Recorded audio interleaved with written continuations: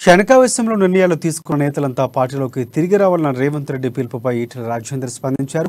క్షణికావేశంలో నిర్ణయం తీసుకునేంత చిన్న పిల్లలం కాదని అన్నారు.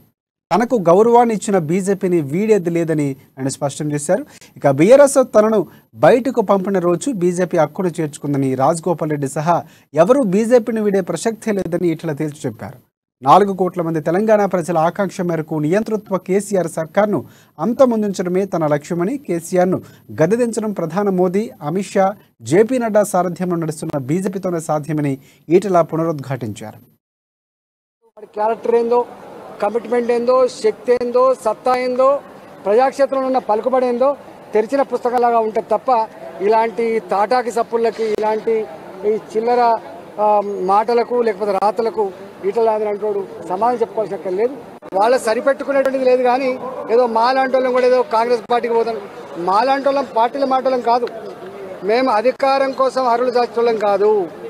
నేను టీఆర్ఎస్ పార్టీలో ఉన్ననాడు ఎల్లగొడితే బయటకు వచ్చిన నాకు నేనుగా టీఆర్ఎస్ పార్టీకి రాజీనామా చేయలేదు. నన్ను బయటికి వెళ్ళగొట్టినాడు, నన్ను అక్కడ చేర్చుకున్న పార్టీ నాకు